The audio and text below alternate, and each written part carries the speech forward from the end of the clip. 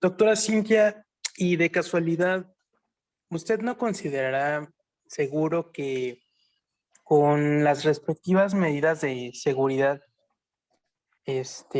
no pueda un día de estos llevarnos al hospital? Sí, claro. Ay, qué padre. Yo creo que mis compañeros también quieren, ¿no? ¿Qué dicen, chicos? Pero yo creo que se van a hacer como en grupos, Sí, yo sí. porque antes, cuando ustedes iban, tomábamos la clase era de los martes, los lunes entrábamos a quirófano y de martes a viernes había 4 alumnos o 3 alumnos en la consulta. No podíamos estar todos en la consulta porque los consultorios no son tan grandes y pues los pacientes también se incomodan si está mucha gente viéndolos. Entonces hacíamos rotaciones de 4 por día. Y al quirófano igual entraban 4. Hacíamos equipos y así era como entraban al quirófano y como... Entonces ahora, pues yo creo que pues la vamos a hacer igual. Nada más que la Ay, qué escuela nos padre, dé doctora. Yo creo oportunidad que y sí. ya. Porque si nos vamos al hospital sin avisar o si nos llama la atención. Ah, no, sí, doctora.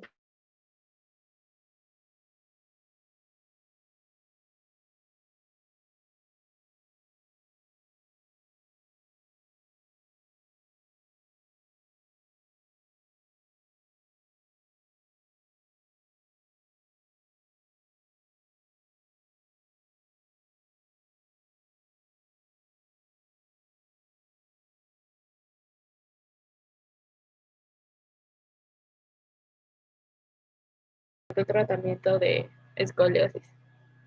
Sí. Terminemos con esa. Luis, Leslie, Johan. Nada más déjame terminar de pasar lista. Aurora, Liber, Marlene, Cristian, Ana Emilia, Cintia y Uriel.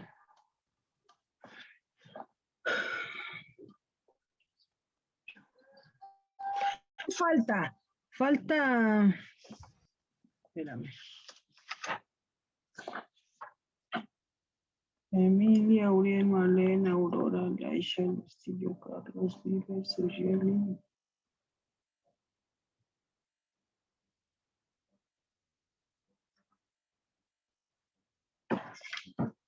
Me faltan 2, pero ¿quiénes son?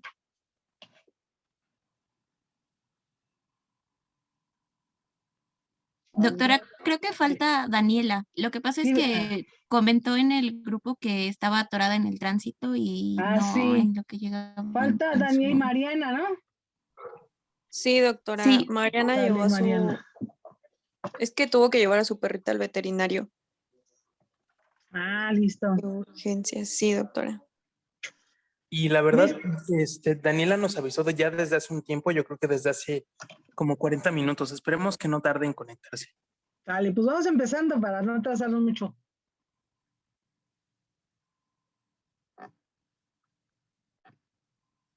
Doctora, lo que pasa es que la clase pasada usted nos ayudó a dar el tratamiento de escoliosis, entonces no sé si sea necesario que lo mencionemos otra vez o que ya empiece el equipo 4.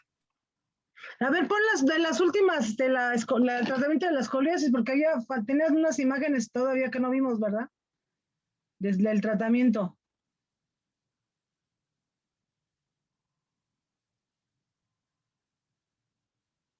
¿Sí lo tienen? Sí, doctora, en un momento lo transmito. Sí.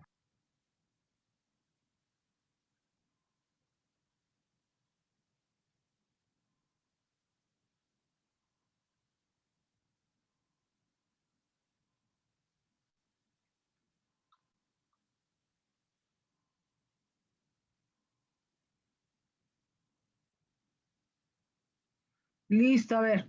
Habíamos dicho que la vez pasada que la escoliosis como, ¿qué quedamos que era como definición? La escoliosis, Cristian, ¿ahí estás? Sí, aquí estoy, doctora. ¿Qué es la escoliosis? Es la anormalidad de la columna en la cual las curvaturas no están, ¿cómo dijo?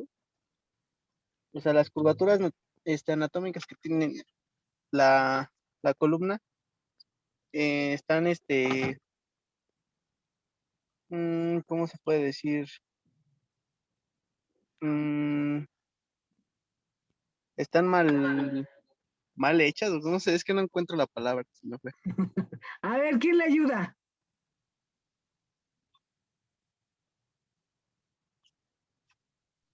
¿Es la curvatura patológica o la desviación patológica de la columna? Pero en su eje, en el plano, ¿dónde las ves? Plano frontal. Plano frontal. Exacto, porque quedamos que la columna no es recta, la columna es curva, pero la columna no debe tener curvas en su plano frontal. En el plano frontal va a ser recta. Y si no es recta, las deformidades que pueda presentar siempre van a tender a la rectificación. Tan así que la cabeza, pues no la tenemos en los pacientes con escoliosis, la cabeza no la tienen de lado. La cabeza siempre va a tender a estar hacia arriba, vertical, ¿sí? Y quedamos que las escoliosis, pues te las puedes encontrar en diferentes etapas y en diferentes edades, ¿sí? Y depende depende de los grados que tenga la curva, va a ser el tratamiento que vas a dar. ¿En dónde quedamos que eran las escoliosis más graves? ¿En qué edades?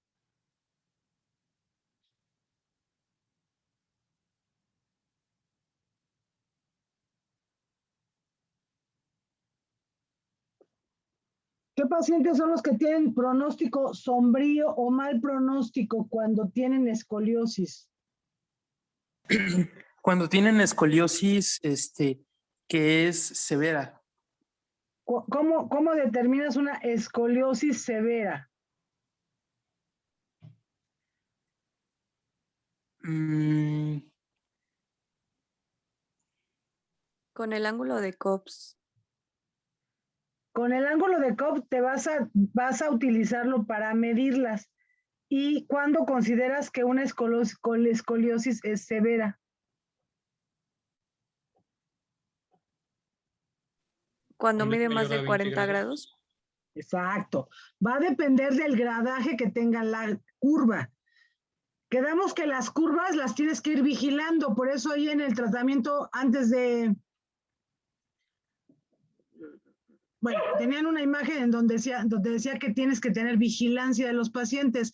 La vigilancia consiste en estarlos observando e irlos midiendo conforme pasan los meses, porque acuérdense que si tenemos una curva, que ahorita tiene una curva lumbar, no sé, de 25 grados o una curva torácica de 25 grados, pero está en etapa previa al crecimiento rápido, nosotros si no observamos a esos pacientes, lo que va a ocurrir, no nos vamos a dar cuenta en qué momento esa curva se va a aumentar rápidamente y entonces vamos a perder la oportunidad de poderlo manejar antes de que esa curva sea tan severa que la cirugía tenga mucho riesgo y que salga de la posibilidad de darle un tratamiento conservador. Toda curva mayor de 40 grados debe estarse vigilando porque no tarda en hacerse de 45 y requerir de cirugía. Ahora, los tratamientos que se ofrecen para el manejo de la escoliosis van a depender totalmente de la edad del paciente y de la curva que presente. ¿Sí? Entonces, los pacientes que son pequeños, pero que tienen curvas muy severas, son los pacientes que generalmente se operan una vez al año, una vez cada 8 meses, y todo va a depender de la gravedad de la curva, del control que tenga esa curva con las cirugías y Y todo va a ser esperando a que una vez que deje de crecer, por supuesto que la curva se va a detener, ¿sí? Entonces, lo primero que nosotros hacemos es determinar qué es lo que les dije en la clase pasada que va a determinar el tratamiento de los pacientes. ¿Cómo deben ser las curvas para nosotros pensar en qué tratamiento vamos a ofrecer?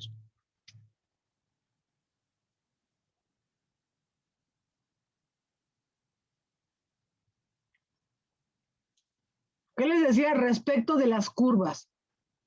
Pues de que si eran estructuradas o no estructuradas. Exacto, el tratamiento va a depender de si es estructurada o no. ¿A cuál paciente le va más mal? ¿Al que está estructurado o al que está flexible? Estructurado. ¿Por qué le va mal a ese paciente? Pues porque ya hay una rotación de las vértebras también, ¿no? Porque ya la columna ya no tiene posibilidad de estirarse, de corregir las curvas tan solo con un corset. Y puede ser que a esas alturas también tenga un componente rotacional. Entonces esos pacientes se tienen que operar. Y la cirugía va a consistir en fracturar todas esas vértebras para poderlas enderezar, alinear y fijar. Porque un paciente que operas de columna no lo vas a dejar nada más con las vértebras libres, le tienes que fijar las vértebras para que tenga una columna estable, porque dentro de esa columna pues está el conducto medular y por ahí pasan todas las raíces nerviosas e incluso en niveles altos la médula. Entonces no podemos sentenciar a un paciente que por quererle enderezar la columna lo dejemos parapléjico, que puede pasar. ¿Por qué creen que pasa?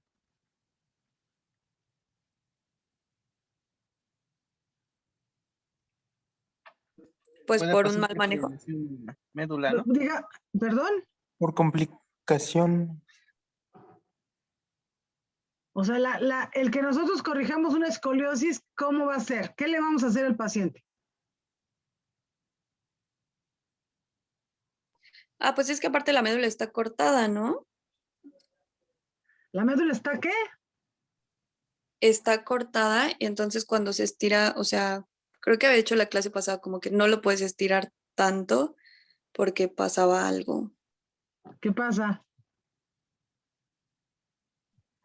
Se estiran los tejidos y tienen la probabilidad de que haya alguna ruptura. Ponle que el tejido no se rompa como tal porque es un tejido laxo. El tejido conjuntivo sí se estira y todos los tejidos se estiran, pero no se estiran, no toleran el estiramiento de la manera similar todos. Porque si tú estiras un nervio, le puedes provocar una lesión. Y esa lesión puede ser reversible, pero a muy largo plazo. Si tú estiras una vena, la puedes provocarle una trombosis. Si estiras de más una arteria, también le puedes producir una trombosis. Si estiras la médula de más, lo que va a hacer es que se va a infartar. Y entonces dejas al paciente parapléjico. Lo dejas muy derechito, pero parapléjico.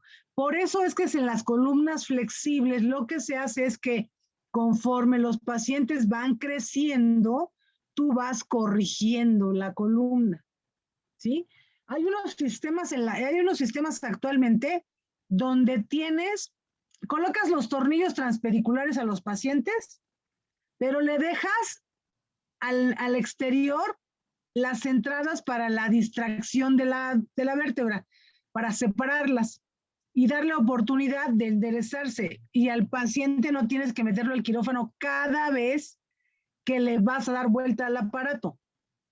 Y entonces le dejas, digamos, la entrada para la tuerca, se la dejas al exterior y lo que hace el paciente es ir a consulta y en la consulta tomarse su radiografía, ver lo que se ha deformado y lo que le vas a ir corrigiendo. Y lo vas a ir corrigiendo sin meterlo al quirófano. Por supuesto que los sistemas no son para siempre. Los sistemas es como cuando, no sé,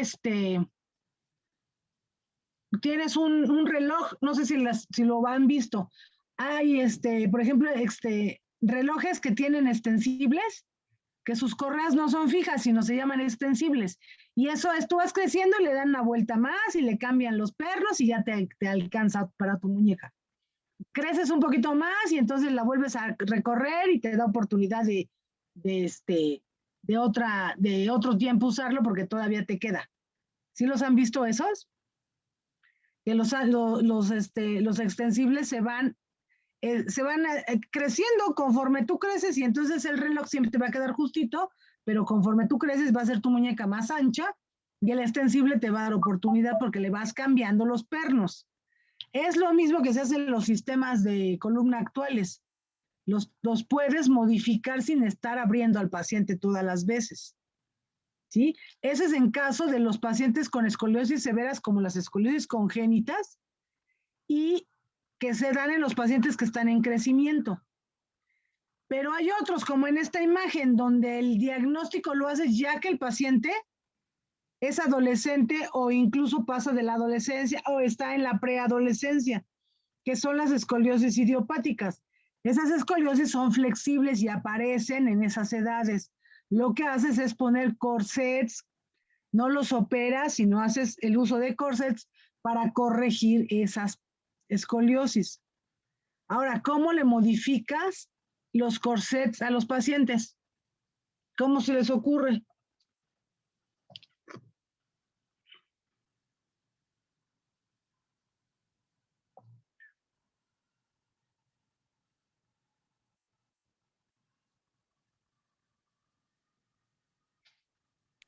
¿El corset es como ese de la imagen, doctora? Ajá, ese es un corset.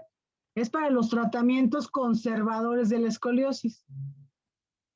Eso se mandan a hacer a medida de cada paciente.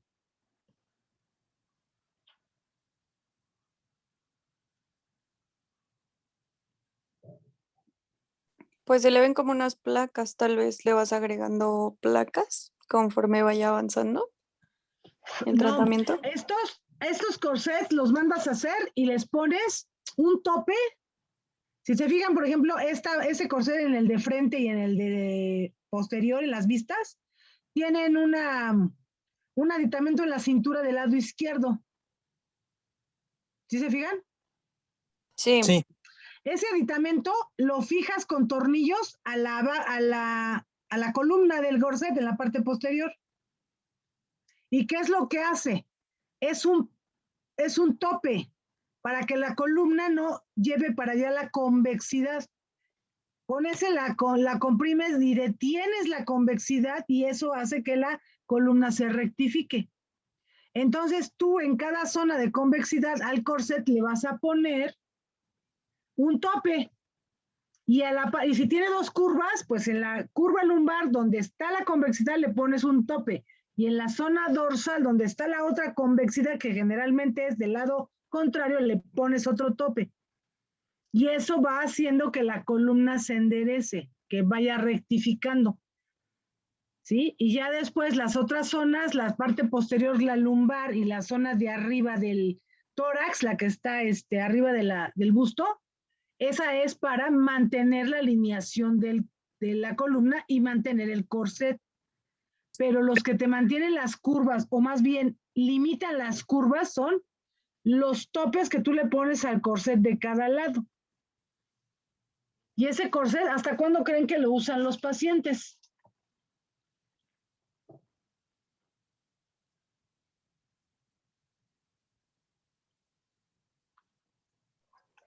Perdón, doctora, ¿preguntó hasta cuánto tiempo?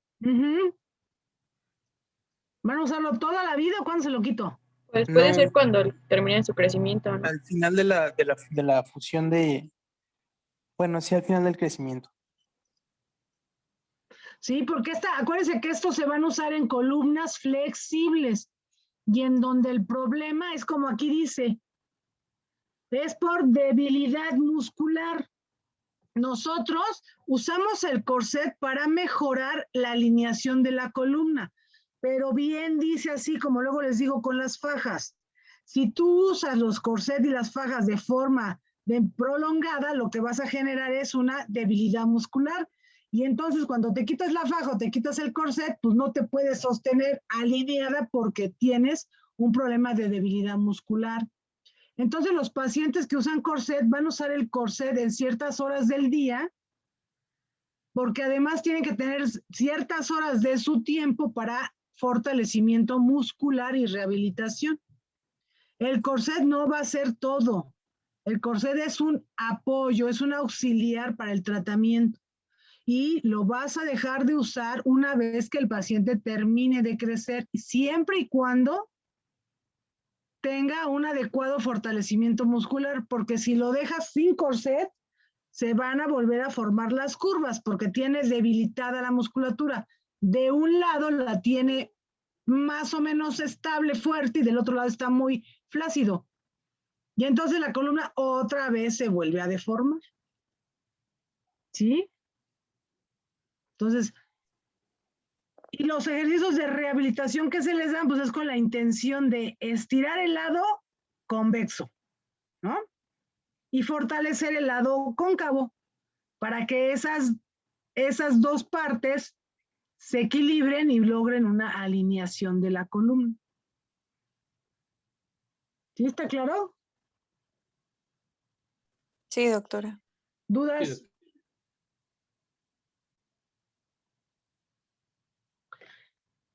¿Qué quedamos que No. era la vértebra apical?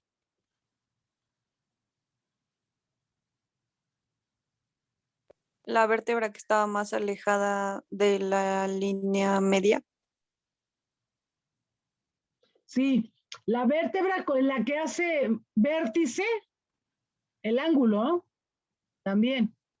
Sí, es la que está más alejada de la curva, porque casi todas las curvas escolióticas tienen una curva derecha y luego tienen una curva que compensa que es izquierda. Entonces, la zona donde cambia la curva se le llama vértebra ápice, apical o ápice. ¿Sí? Sí. ¿Tienen alguna duda con el tratamiento? No, doctora. No, doctora. No, doctora. ¿Ya pueden recetar un corset? Tal vez. Sí, por lo menos ya saben para qué sirve y cómo debe de tener la distribución de sus topes para alinear. Porque al ortesista tú le pides en los corsets y él te va a decir cómo lo quiere. Ya le, O sea, ¿y cómo ya le lo- dices, Los topos son dependiendo de la necesidad del paciente. claro, los corsets los hacen a medida. Te lo van a hacer con una altura X, lo van a hacer para un paciente gordito o flaquito, va a ser para que le ajuste. Lo van a hacer con los topes derecho, izquierdo, como tú los pidas. Si lo quieres solo lumbar derecho, si lo quieres lumbar y torácico derecho, izquierdo. Si quieres que el corset llegue hasta arriba del busto, si quieres que solo llegue a la zona lumbar, todo eso lo vas, si quieres que además tenga, por ejemplo, tirantes, todas esas cosas, uno las indica, porque el ortesista lo que va a hacer es hacerte el corset como tú lo pidas. Y ya él va a pedir al paciente para poderlo medir, qué altura, qué ancho, ¿sí? Y podérselo ir ajustando hasta que quede en la mejor posición al paciente, lo más cómodo que se pueda, y también que le dure, porque los corsets son caros, entonces los pacientes pues no son para usar un corset cada 3 meses, necesitas hacerle un corset que le dure por lo menos un año.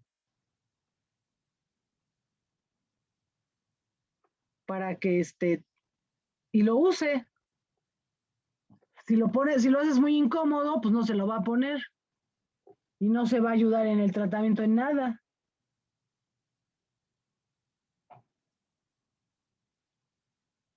¿Sí? Ahora sí, ¿qué sigue? Pues ya con el tema de osteomielitis y artritis séptica. Sale, sigamos. Yo sí tengo una duda con respecto a esa parte de la escoliosis. ¿Qué tipo de ejercicios son los que se realizan para poder fortalecer? Bueno, obviamente va a depender de la parte de la columna que se ve afectada, ¿no? Si es lumbar o si es como hacia arriba o en medio, ¿no? ¿qué tipos de ejercicios son los que se recomiendan? Ajá, los ejercicios que se les dan a los pacientes o que hacen en la rehabilitación son ejercicios para músculos, para vertebrales. Entonces les ponen a hacer ejercicios de posturales para mejorar la alineación de la columna, les ponen a hacer ejercicios donde tengan que estirar su columna con todo y brazos, donde estiran el cuello, donde incluso hay aparatos de tracción y hacen ciertos ejercicios, más bien aparatos de tracción para que traccionen la columna, ¿sí? Hacen el fortalecimiento muscular de abdominales, porque los músculos abdominales pues son parte del corset anatómico natural del cuerpo y hacen fortalecimiento de abdominales, ¿sí? Y todo lo que tenga que ver con la columna dorsal, con estiramientos para fortalecer paravertebrales. Hay unos ejercicios en internet, porque ahora ya todo está en internet, que se llaman ejercicios de Williams y ejercicios de Mackenzie. Esos ejercicios se utilizan para fortalecimiento de columna y también para, es parte de la higiene de columna. Se llaman así Mackenzie, con K, y Williams. Esos ejercicios son programas completos para que los hagan en casa los pacientes o dirigidos por rehabilitación, alguien que se los indique y los vigile al hacerlos. Y eso es lo que se hace para que mejoren las condiciones de la columna. En general, los ejercicios no son específicos o especiales para los pacientes con escoliosis, sino son para todo paciente que tiene patología de columna lumbar, dorsolumbar. ¿Sí? Y hacen esos ejercicios. Ok, doctora. Muchas gracias. ¿Alguna otra pregunta? ¿No? No, doctor. Sale, entonces sigamos.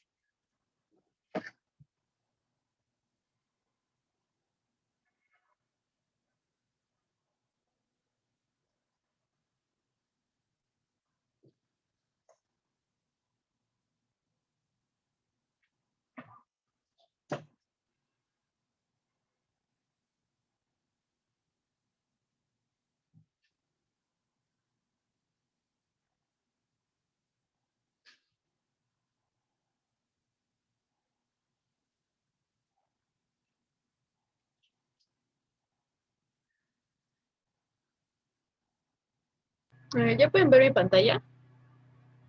Sí. Sí, Bueno, vamos a empezar con el tema de osteomielitis y artritis séptica y vamos a empezar con el tema de osteomielitis.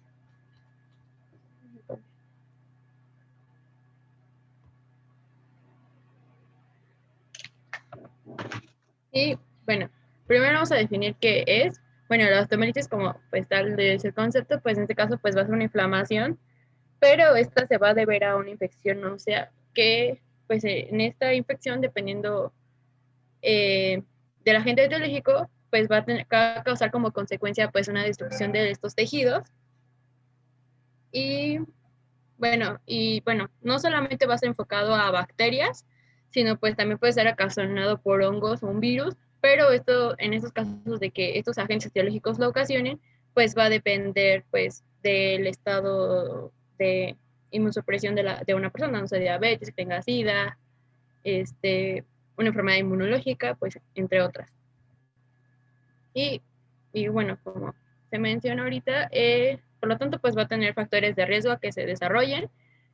Y bueno, de acuerdo con la bibliografía, y se ha documentado que el principal factor de riesgo a que se desarrollen este tipo de, esta osteomielitis es principalmente los traumatismos recientes. O sea, puede como afectar a los niños como a los adultos. Y, por ejemplo, en los niños, pues va a ser como mayor predominio en los varones por el tipo de, no sé, actividades que realizan, no sé, como su forma de jugar, pues tienden como a lesionarse más fácil, ¿no? Diabetes, también pacientes con hemodiálisis y drogadicción intravenosa. Y también podemos incluir en esta parte, pues, personas que se hayan expuesto a que han sido sometidos a una cirugía principalmente, por ejemplo, que les coloquen un implante óseo, también puede contribuir a que desarrollen esta patología. Y bueno, dentro de los agentes etiológicos, pues van a variar de acuerdo a la edad del paciente. Por ejemplo, en niños menores de 1 año, pues el principal agente causal va a ser el Staphylococcus aureus. Posteriormente, pues sigue Streptococcus pyogenes, Escherichia coli y Klebsiella quinja, que eso es como, no es muy común que se vaya a presentar. Dentro de las principales, pues Staphylococcus aureus. En niños de 1 a 10 años, igual va a ser mayor predominancia Staphylococcus aureus, Haemophilus influenzae y Mycobacterium tuberculosis, entre otras.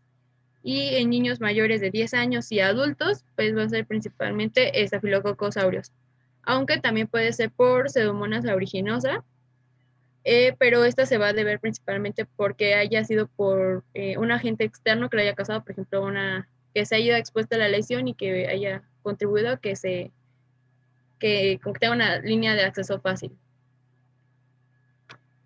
Y, igual, también, por ejemplo, niños que tengan o pacientes que padezcan de anemia de células falciformes, igual puede contribuir a que se desarrolle. También, como mencionaba, entre los factores de riesgo, pues una exposición o traumatismo, por ejemplo, personas que tienen úlceras, también se condicionan por estos microorganismos, una infección odontógena, una herida punzante en la planta del pie, una fractura abierta, herida mordedura. Y bueno, ya que se habló de la parte de la etiología, y de cómo va a afectar dependiendo pues la edad de cada paciente, pues eso nos va a llevar a cómo va a ocurrir esta osteomielitis, ¿no? Esta puede ser por vía hematógena o puede ser por continuidad, en este caso que haya un foco infeccioso en alguna parte del organismo y que pueda diseminarse pues, al hueso. O en otro caso, pues causado por un traumatismo externo. O sea, que sea como muy directo. Y bueno, hay diferentes Bueno. clasificaciones. Hola, ¿cómo estás tú?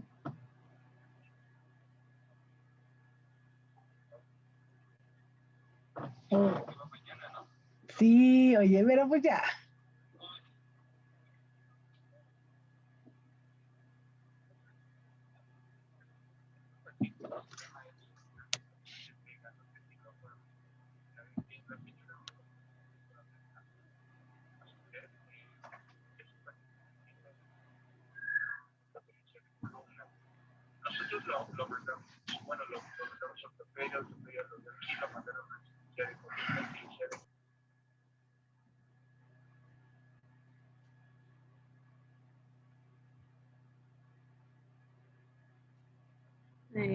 Bueno, ya continuando con la parte de osteomielitis.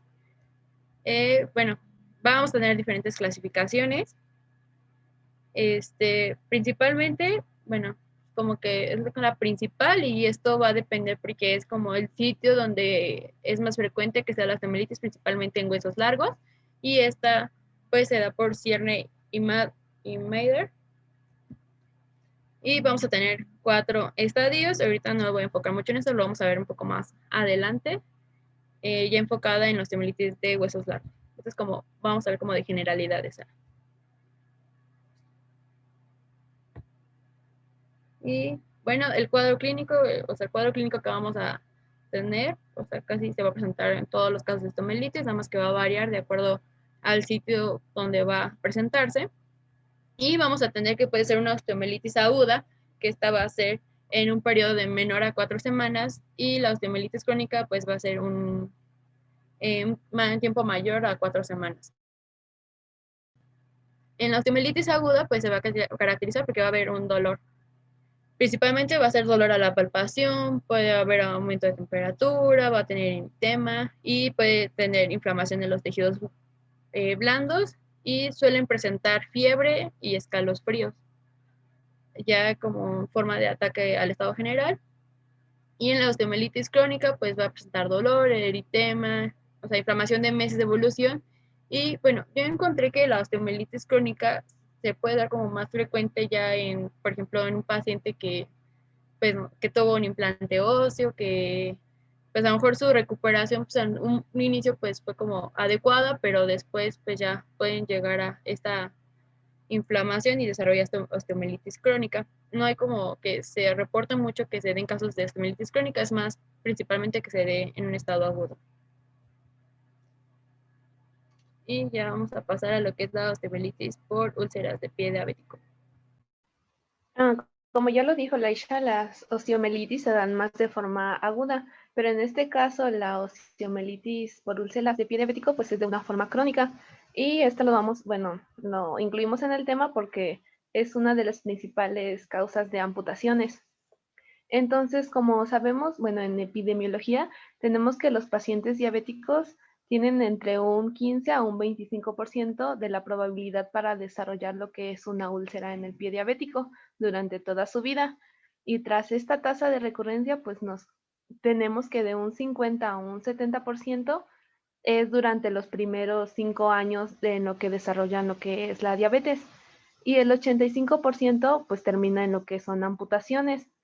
Entonces, los factores de riesgo para esto es la edad del paciente, pues una ulceración previa, la presencia de deformidades anatómicas en el pie y en los dedos, y pues el tiempo de la evolución de lo que es la diabetes.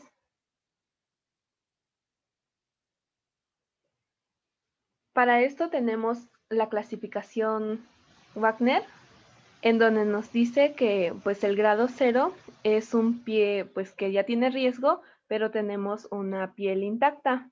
En el grado 1 lo podemos clasificar como una úlcera superficial y solamente afecta lo que es el tejido celular subcutáneo.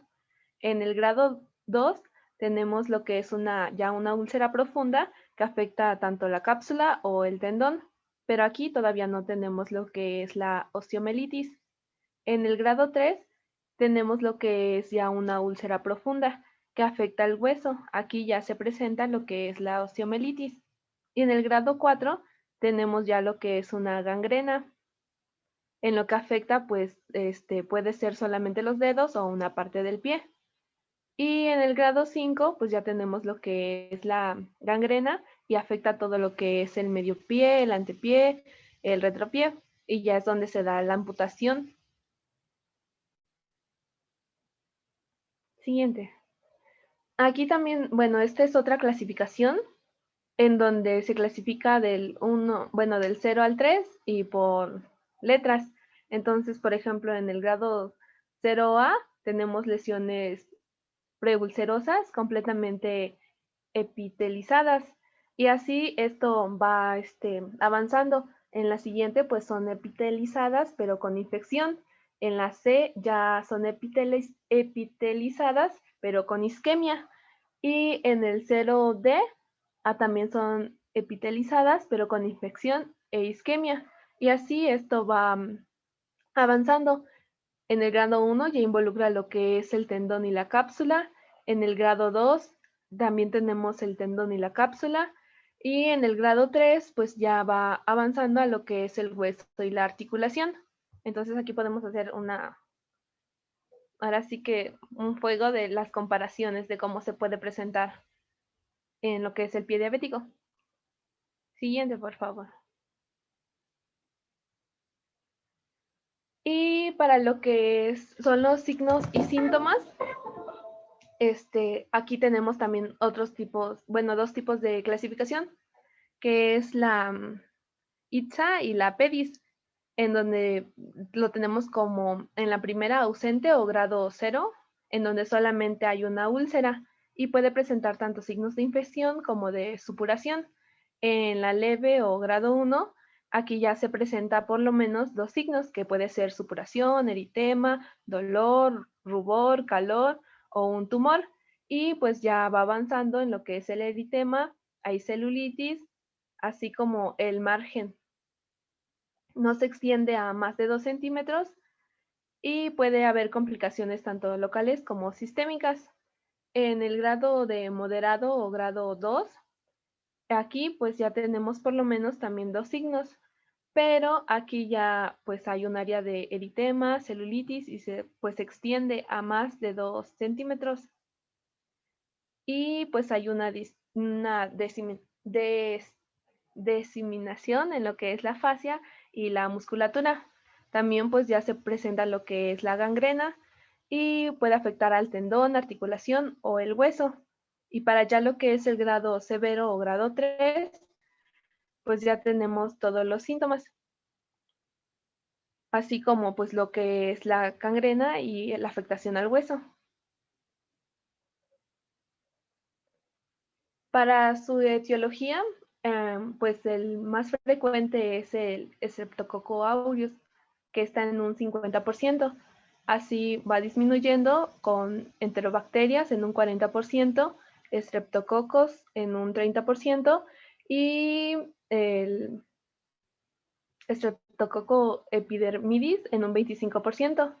Para su diagnóstico, más que nada, pues es clínico. Se puede realizar lo que es una biopsia, pruebas de imagen, ya sea radiografía simple, tomografía o resonancia magnética, y los cultivos microbiológicos. Para el tratamiento, pues es mantener controlada lo que es la diabetes en primera instancia. Después, pues la curación de úlceras de lo que es el pie diabético. Y se prosigue con lo que es la antibioterapia. Esto es de manera prolongada, ya que, como les dije, esto es de una forma crónica que va de 4 a 6 meses con cloxacilina más ceftazidima. Y pues por último, si ya no se logra controlar lo que son las úlceras y la osteomielitis, pues ya se procede a lo que son recesiones quirúrgicas y bueno, la amputación como último tratamiento.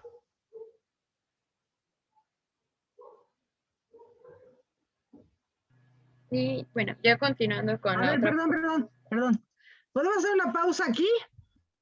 ¿Te puedes regresar un poquito?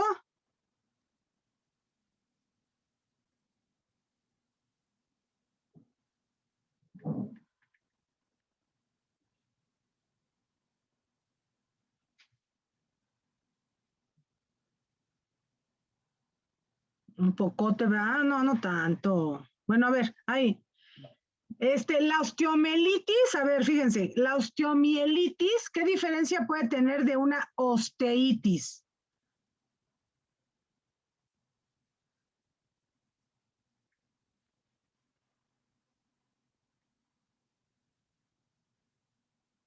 Pues, bueno, yo encontré que, bueno, lo que va a diferenciarla es que aquí puede haber afectación ya a médula, o sea, bueno, sí, de la médula del hueso puede estar afectada, porque ahí se va como a formar como un foco infeccioso y de ahí va hacia, digamos, de interno a externo, para después, bueno, al final, pues luego llegan a levantar, pues el periósteo, formando como un absceso.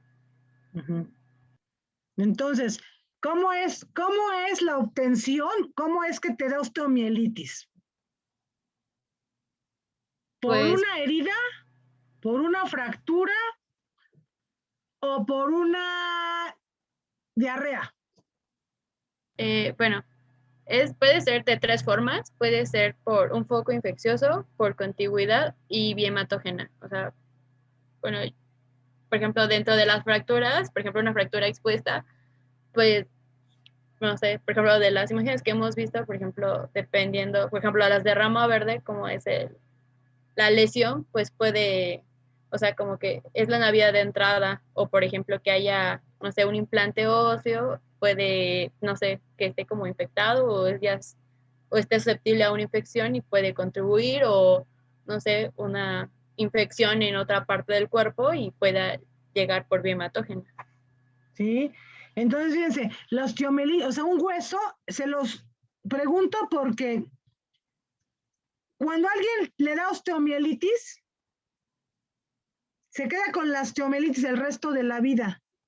El erradicar una osteomielitis es casi imposible. Entonces, un paciente que de malas le da osteomielitis, va a ser un paciente que va a estar padeciendo ese problema toda la vida. Y efectivamente puede ser a partir de un foco séptico en el mismo lugar como una fractura expuesta mal manejada o una fractura expuesta que no se trató, porque también puede pasar, o una fractura expuesta que ocurre en un terreno séptico en un paciente con problemas de inmunidad y entonces generan una osteomielitis. O puede ser por vía hematógena de un foco infeccioso lejano que va y se asienta en un hueso. Generalmente puede ser un hueso largo o puede ser un hueso corto. Pero eso ocurre mucho en los bebés y en los niños. ¿Sí? Un paciente adulto difícilmente va a tener una osteomielitis por vía hematógena, más un niño.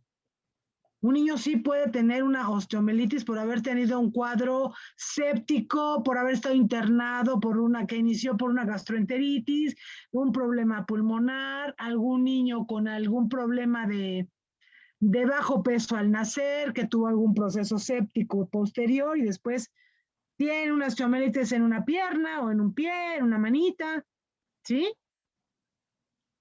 Ahora, los procesos infecciosos que se dan en el pie diabético, ¿por qué son? ¿Por qué un paciente con un pie diabético, más bien, por qué un paciente adulto tiene un problema de osteomielitis? Porque como el paciente diabético no, pues pierde lo que es la sensibilidad en los pies, pues no se da Voy a cuenta. la clase con los de ortopedia. Órale, sí. Gracias, Berito. Bye, bye. Bye, bye. Perdóname, ajá. ¿Me decías? ¿Me escucho? Sí, como un paciente diabético pierde lo que es la sensibilidad, especialmente en lo que son las extremidades y como el pie, puede lesionarse por cualquier, por el zapato, por un clavo, por pisar mal o cosas por el estilo y no se da cuenta. Entonces esto agrava lo que es el pie diabético, ocasionando pues que pueda haber un factor o un patógeno desencadenante de lo que es la osteomielitis. Sí, entonces en un pie diabético, digamos que el proceso final de la evolución del pie diabético o el paso final o el evento final que le ocurre a un pie diabético es que le dé osteomielitis, ¿sí? Todo empieza por una pérdida de la sensibilidad profunda y hacen un problema infeccioso de tejidos blandos. Pero al final esa pérdida de sensibilidad les genera una hiperpresión en la zona que además tiene siempre un antecedente de artropatía. Todos los pacientes que tienen un pie diabético tienen un problema de artropatía. Esa artropatía pues les da disminución de la densidad ósea y fracturas. Esas pequeñas fracturas van a ocasionar la deformidad del pie y esa deformidad va a generar unas espículas óseas que van a exponerse muy cerca del tejido graso y del tejido blando del pie. Y esas espículas son las que van a generar el agujero que se les hace siempre a los pacientes por un cambio en los apoyos del pie. Si se fijan en las imágenes, el problema siempre va a estar en la zona del metatarso. Y casi siempre se les va a dar en la zona entre el segundo y el tercer metatarsiano y en el menor de los casos en el primero y el segundo metatarsiano. Y si se acuerdan, cuando vimos metatarsalgias, vimos que el problema de la metatarsalgia, ¿cuál es? ¿Qué ocasiona las metatarsalgias? Olvídense un poco de los diabéticos, ¿qué le pasa a los pacientes?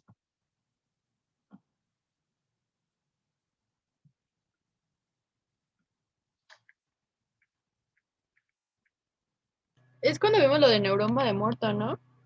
¿O no? O sea, el neuroma de Morto lo que es una neuritis de uno de los nervios plantares que te genera más que deformidad, te va a generar alteraciones de la sensibilidad cuando tienes un calzado apretado de la zona metatarsal o cuando usas tacones por tiempo prolongado y un zapato apretado. Pero en este caso, con estas imágenes que tienes, si se fijan, el problema inició con una metatarsalgia. Pero con los pacientes diabéticos que no tienen sensibilidad, pues esa metatarsalgia, pues no es una metatarsalgia como tal, sino más bien es una deformidad del metatarso. Pero esa deformidad, ¿por qué se da? ¿Qué vimos en el problema, con el problema de los metatarsianos, en la patología que así le llaman metatarsalgia? ¿Qué pasa ahí?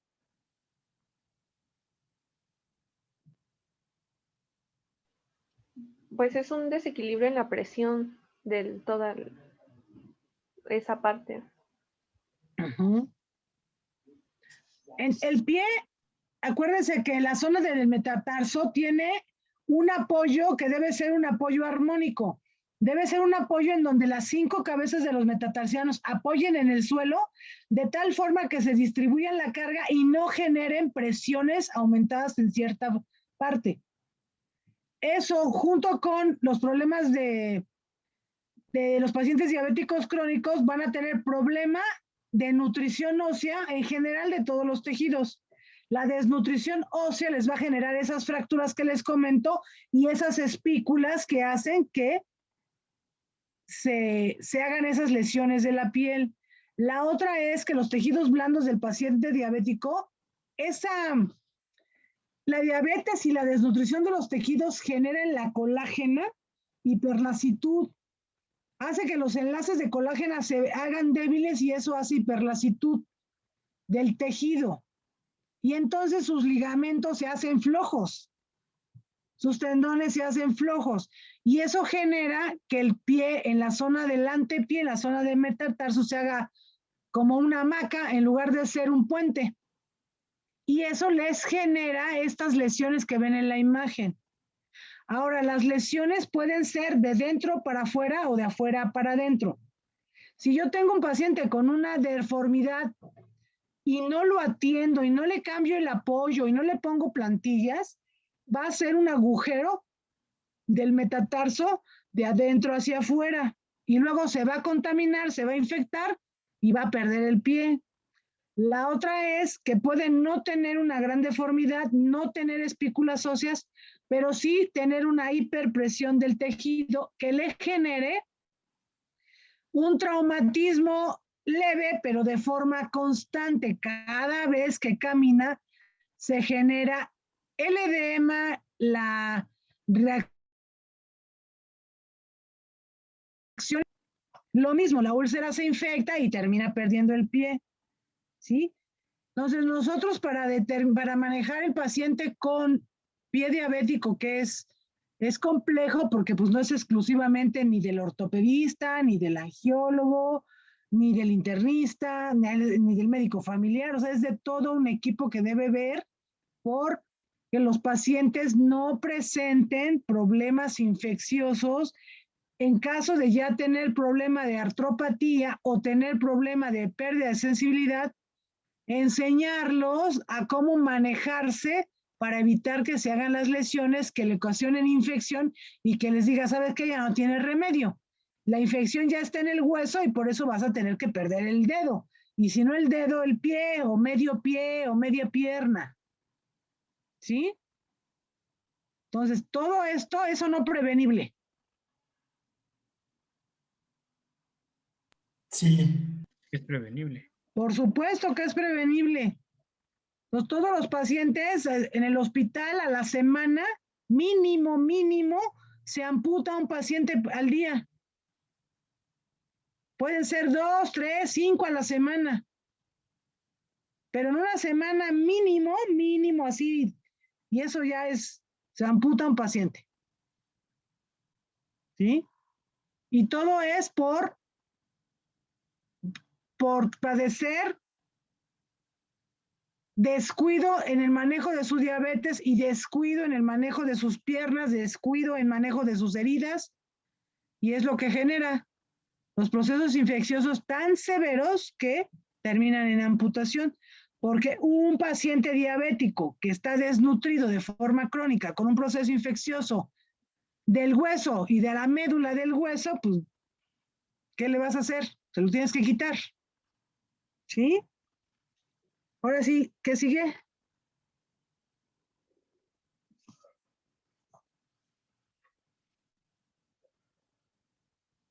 Doctora, una pregunta. ¿Eso sería igual para pacientes que tienen, por ejemplo, úlcera, a los que llegan a tener úlcera por presión o úlcera varicosa, que tendrían un acceso más cercano a lo que es el hueso? No. El problema de la osteomielitis es un problema de una infección ósea. Sí, hay pacientes que tienen osteomielitis, hay osteomielitis crónicas y hay pacientes que viven con osteomielitis.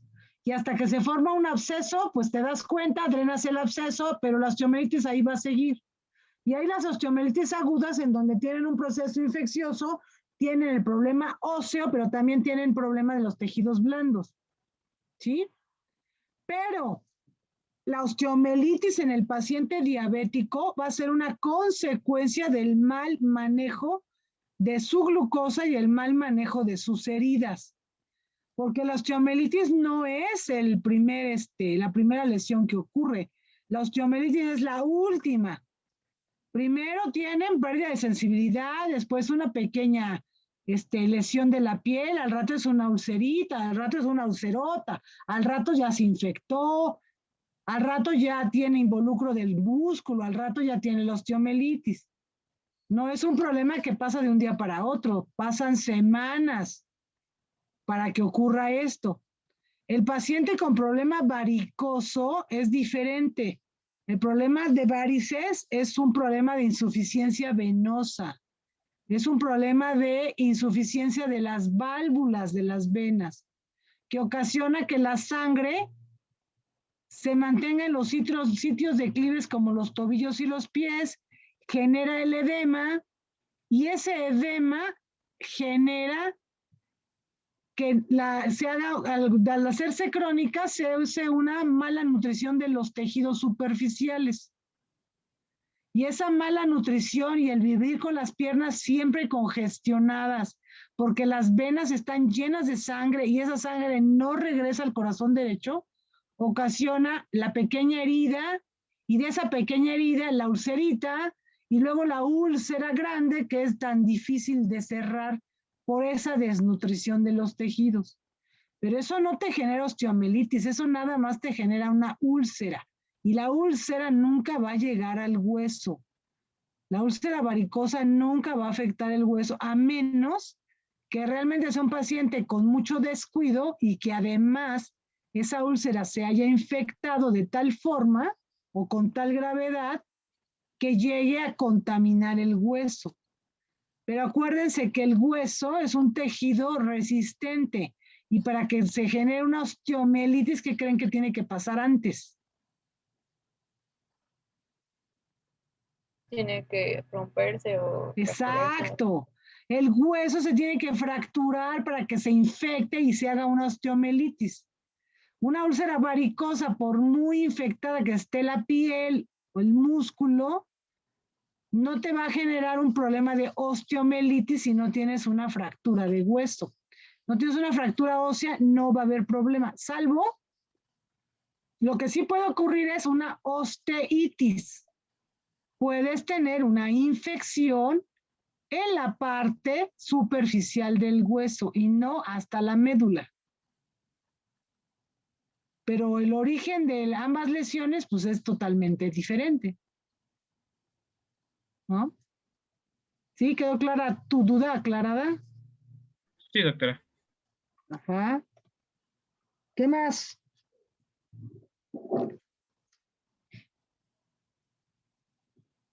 Bueno, ahora sí, pasando a lo que es la osteomielitis de huesos largos. Bueno, esta es la más común es del lugar, es la localización más común en los huesos largos.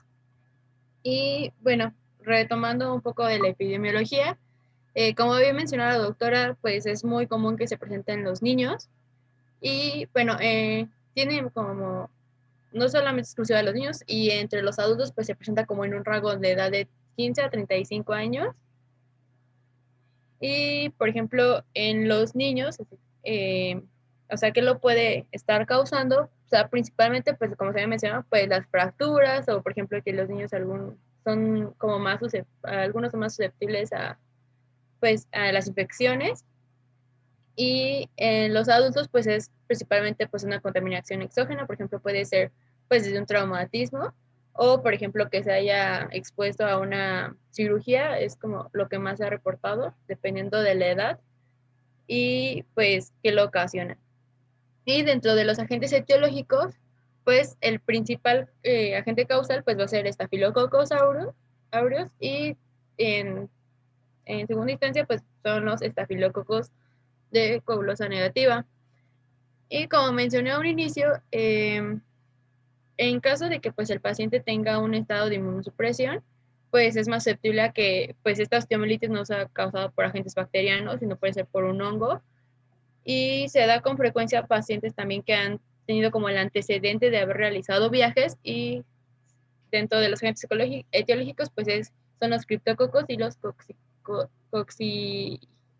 coxoides. Y dentro de la clasificación de esta, como ya había dado un poco de esto al inicio, bueno, Cierney y Mather hacen dos clasificaciones, una en base a la parte anatómica y otra dependiendo como el estado del huésped, bueno, del hospedero. Y en cuestión de la parte anatómica, pues vamos a tener 4 estadios. En estadio 1, pues va a ser una osteomielitis medular, o sea, va a ser como estar como exclusivamente en médula ósea, y esta pues es una osteomielitis pues de causa hematógena, o sea, el agente etiológico vino de un foco infeccioso lejano y vino y se instaló aquí. En estadio 2 es osteomielitis superficial, aquí ya hay una invasión del periósteo, y esto es principalmente a una infección contigua. En estadio 3 tenemos la osteomielitis localizada, porque aquí ya hay un secuestro en el hueso cortical, y bueno, se encuentra bien delimitado y puede extraerse sin comprometer la estabilidad del hueso. Y el estadio 4, pues vamos a tener la osteomielitis difusa, que ya aquí ya va como a abarcar gran parte del hueso. Y bueno, aquí ya es como ya requiere un tratamiento quirúrgico, en este caso pues ya va a ser un desbridamiento. Y la otra parte, en este caso del estado fisiológico del hospedero, pues tenemos a tener el subtipo A, que pues va a estar el paciente sano, bueno, el subtipo B, ese es porque ya hay factores sistémicos, en B1 hay alterados factores locales, B1S, pues ya ambos factores sistémicos y factores, focales sistémicos, y subtipo C, pues ya ese es como el peor grado, o sea, ya el paciente ya está como en muy mala situación, ya que requiere un tratamiento como más avanzado. Y bueno, la fisiopatología, ¿por qué se va a desarrollar esto? Dentro de las principales causas dentro de las principales causas, principalmente en niños, pues hay que recordar que pues tenemos la sífilis de crecimiento, entonces es como en la metafisis pues hay una alta vascularización, entonces puede contribuir a que haya pues o sea, que sea más susceptible a la vía hematógena por la alta perfusión, bueno, por el gran flujo sanguíneo.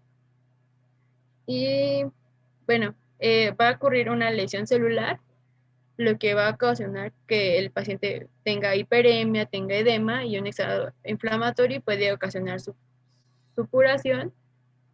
Y igual puede aumentar la presión intramedular, aumentar el ácido láctico, disminuir el pH, puede contribuir a una acidez, y nos va a causar lesión en la pared vascular, causando esta dilatación.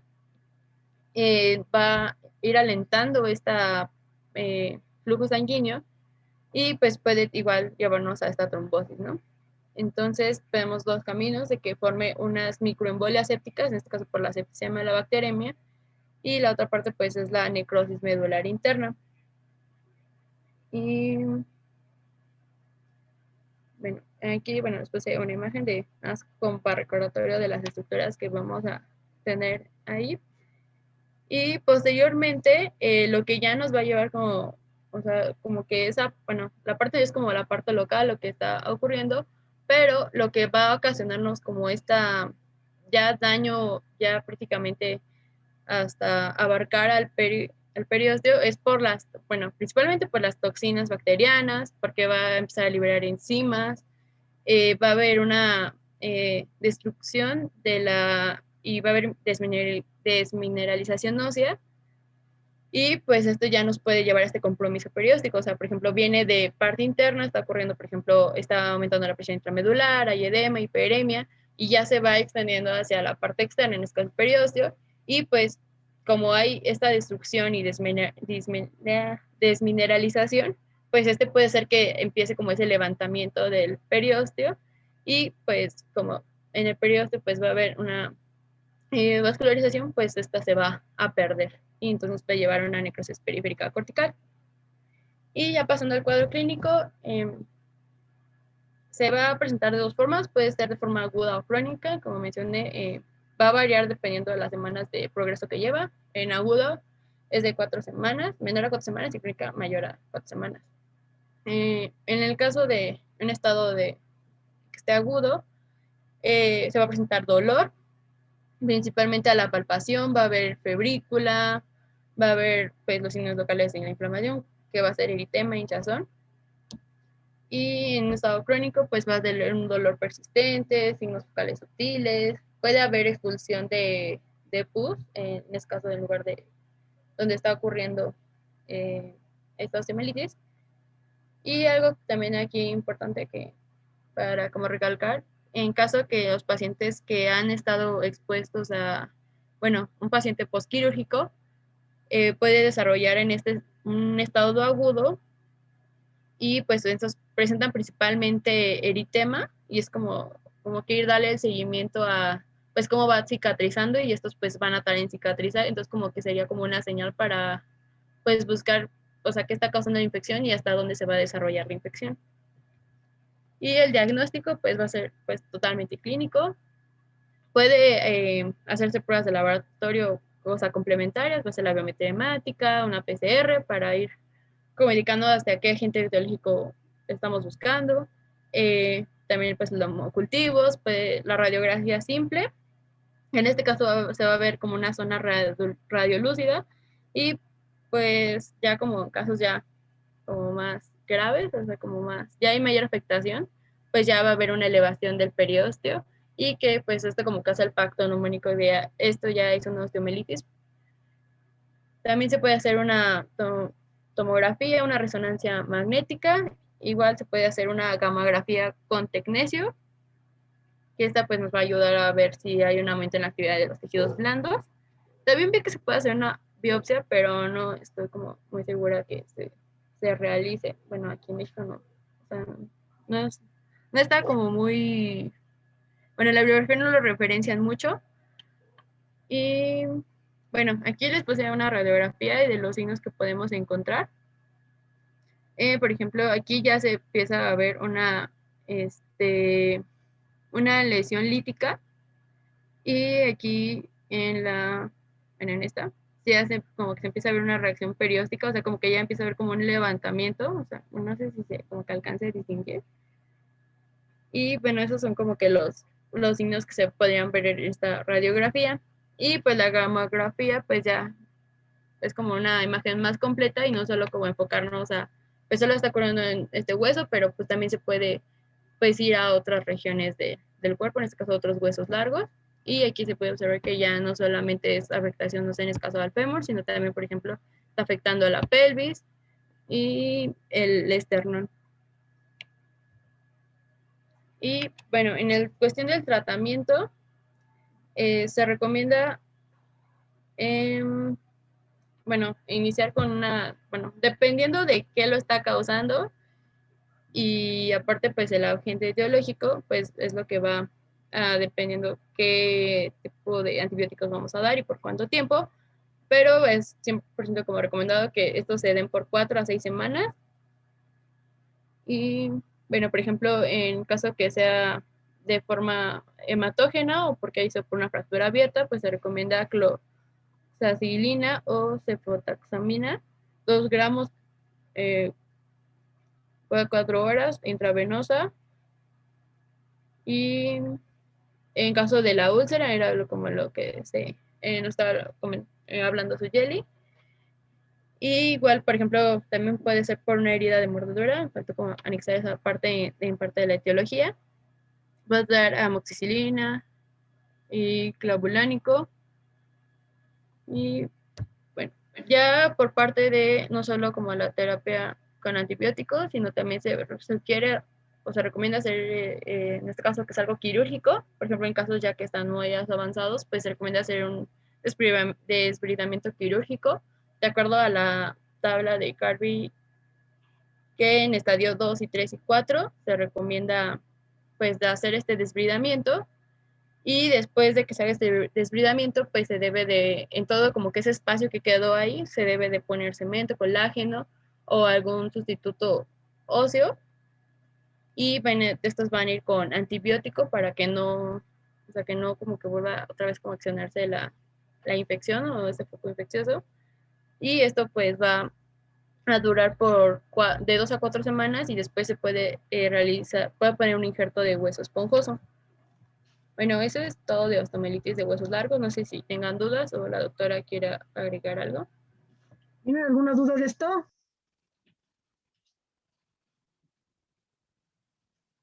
¿Nada?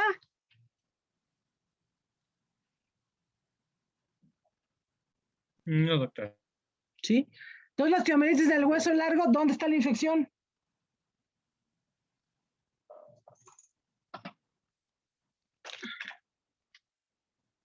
¿Dónde?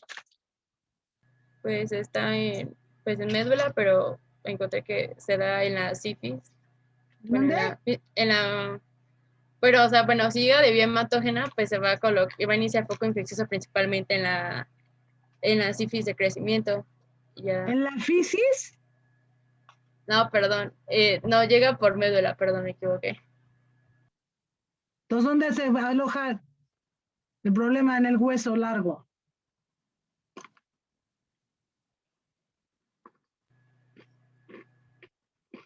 En médula. ¿Eh? Va de médula y ya se va pues extendiendo este foco y ya llega hasta periósteo, que es lo que se va a desprender. No. La osteomielitis va a estar en la médula. ¿Pero en dónde? ¿En la epífisis, en la diáfisis o en la metáfisis?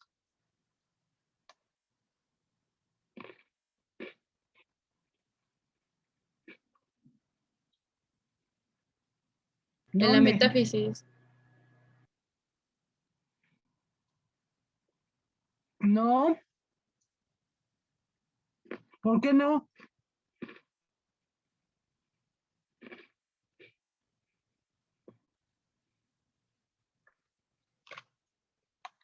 Si le da a un niño osteomielitis, ¿en dónde va a tener el problema? Vamos a pensar que en la tibia. ¿En dónde va a tener el problema? A ver, los demás que están oyendo la clase, ¿dónde tienen el problema? Un niño. Sería en la diáfisis. ¿En dónde? En la En la fisis. diáfisis En la diáfisis, sí, ¿por qué? sería el lugar donde hay mayor concentración de médula ósea, y sería donde llegan los canales sanguíneos, si fuese una infección a través de vía sanguínea. Exacto, pero la fisis en los niños nunca se va a ver afectada por el problema infeccioso de la diáfisis, justamente porque hay un tope, hay un límite en la fisis en donde los vasos sanguíneos no se pasan del otro lado hacia la epífisis, y eso hace que se proteja y no hay infección por osteomielitis en las fisis de crecimiento ni en las epífisis de los huesos de los niños. Todo se concentra en la diáfisis. El hueso terminará creciendo menos rápido, terminaría con deformidad, pero nunca va a alterar la etapa de crecimiento. ¿Sí? En el hueso adulto, ¿dónde está la osteomielitis?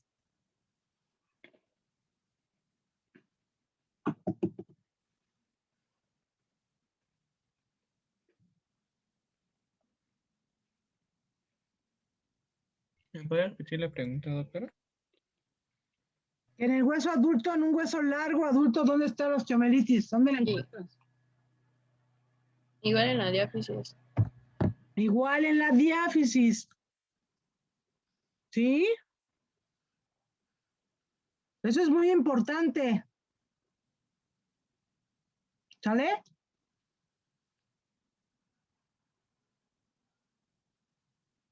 Sí, doctora. Sí, doctora. Sale, sigamos.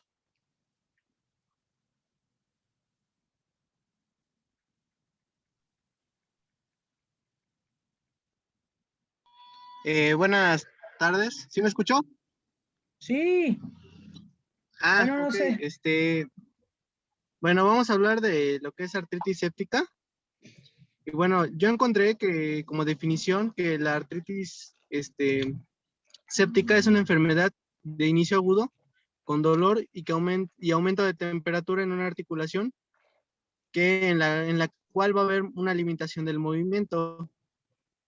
Como pueden observarlo en la imagen, pues hay una infección pues causada por una bacteria y pues hay un aumento de temperatura por lo mismo de la respuesta del cuerpo y pues la articulación al encontrarse esta bacteria pues va a haber una limitación del movimiento ya que va a empezar a producir, bueno, el cuerpo va a empezar a atacar a la bacteria y se va a producir un proceso inflamatorio de cierta manera. La siguiente. Bueno, en su etiología, la diseminación hematógena de las bacterias pues son comunes, pero la más común es la que se deriva del Streptococcus aureus. El agente etiológico, este es el más frecuente, como les comentaba, y las articulaciones pues comúnmente más afectadas son la cadera y la rodilla, y otras articulaciones que igual son comunes, pero no tanto, son la articulación del hombro y la del codo.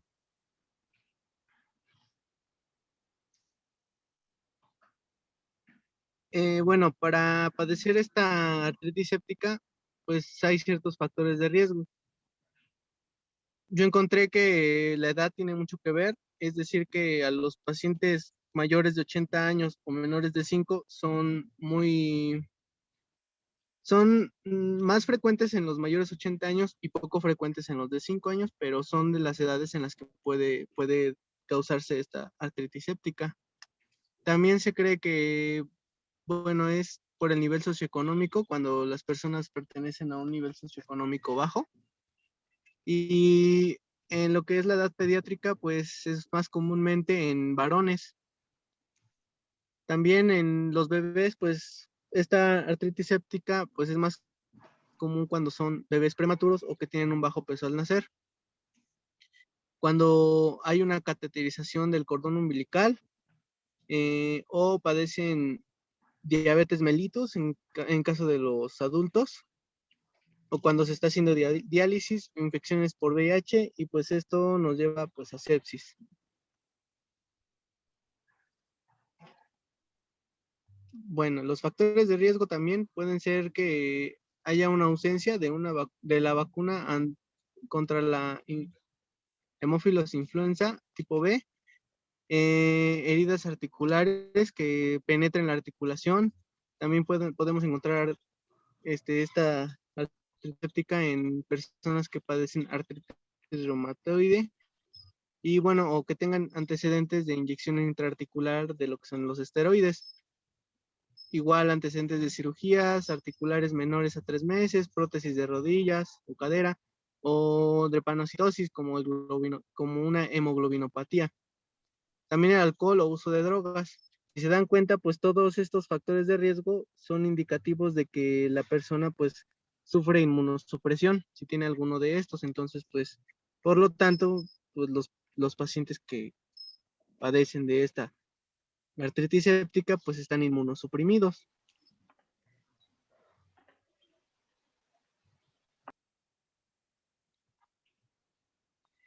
Bueno, aquí les dejé un cuadro de lo que son los factores de riesgo y de los patógenos que son más comunes dependiendo el grupo de edad.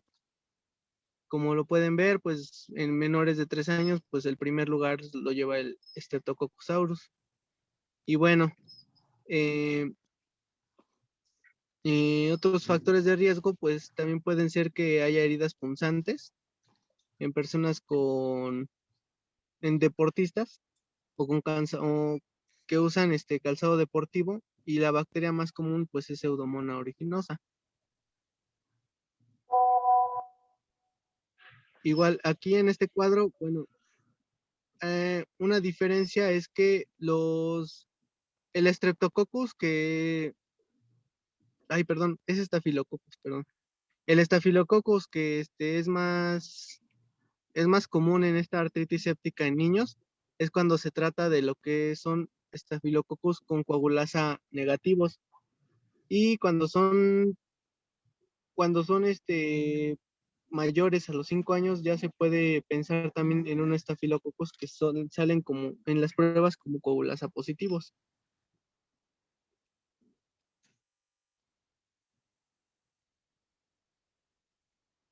En la siguiente.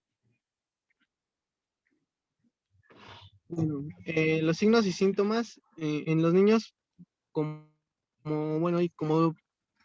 mayormente se da en niños menores de 5 años, pues hay muchos niños que todavía no hablan bien o no se saben expresar de manera adecuada, pero pues tenemos que estar pendientes de que no haya distermia, de que tengan irritabilidad, pues que refieran malestar general a los niños, que estén decaídos, que al momento del interrogatorio, pues se les digan a los papás que pues han dejado de comer, que han dejado de hacer cosas que hacían normalmente. Y bueno, también una cosa que sí se puede denotar en la exploración física es que pues va a haber una pseudoparálisis cuando en el miembro en el que se encuentra la artritis séptica. Y bueno, cuando esta articulación pues se mueve el miembro, pues va a doler. Entonces, pues esto pues son uno de los signos que podemos encontrar en los niños. Y bueno, también podemos encontrar lo que son signos típicos de lo que es la sepsis, es decir, aumento de presión, aumento de temperatura, hipotensión, o incluso puede haber hipotermia, cierto grado de hipotermia, hipotensión, taquicardias, pues, los signos de sepsis. En lo que son los signos y síntomas en los adultos, pues ya las manifestaciones van a ser, las manifestaciones localizadas van a ser más frecuentes. Bueno, en los adultos vamos a encontrar claudicación, pseudoparálisis, dolor auricular o articular, y puede también estar referido a la extremidad, un aumento de volumen y calor local en ciertas articulaciones, y bueno, se va a encontrar lo que es a la exploración física, se puede observar en algunas ocasiones inflamación de lo que son las regiones contiguas a lo que es la articulación, e incluso puede haber celulitis. Cuando hay alguna afectación de una articulación profunda como es la cadera, generalmente pues no se va a identificar pues como aumento de calor local, porque pues como está profunda no se ve, no se siente tanto, ¿no? Igual la tumefacción, pero pues la sospecha la vamos a tener cuando el paciente pues nos refiere al dolor en la ingle o en ocasiones en su muslo, y esto pues pueden ser incluso ipsilaterales. Y pues como en los niños pues igual va a haber limitación de la movilidad y va a doler, en especial cuando es en la articulación de la cadera, cuando está la artritis séptica ahí, pues va a haber limitación y mucho dolor al hacer rotación interna.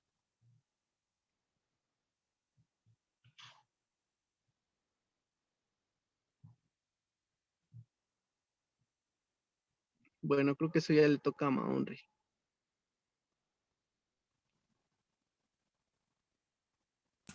¿Ahí me escuchan? Sí, compañero, te escuchamos. Sí, escuchamos. Ok. Entonces, para el diagnóstico es necesario realizar un hemograma completo con diferencial, también la velocidad de sedimentación y proteína C reactiva. Aunque en estos estudios, bueno, en los primeros dos puede salir dentro de los parámetros normales, no hay que descartar la posible infección y es necesario poder realizar el diagnóstico diferencial. Pero, siguiente, por Doctora, favor. disculpe que la interrumpa, pero mi celular ya se le acabaron los datos y ahorita nada más me alcancé a conectar, pero no sé si me pueda desconectar o tenga que estar presente, doctora.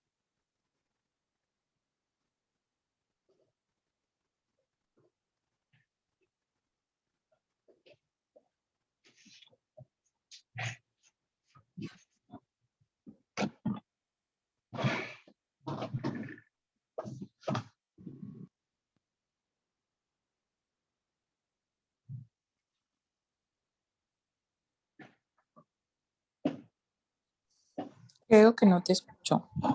A ver, ¿qué pasó? Perdón.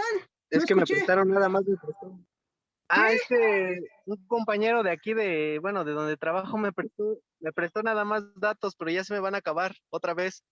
Ah, No sé si va a haber algún problema porque ya se va a desconectar mi celular. ¿ya te vas? Está bien. Ay, doctora, es que estoy acá. Está bien, no te preocupes. Una disculpa. No, no te preocupes. Gracias, doctora. Sale, cuídate. Sí. Muchas gracias. Sale. Amigo, gracias por tu celular. Gracias, doctora. Cuídate.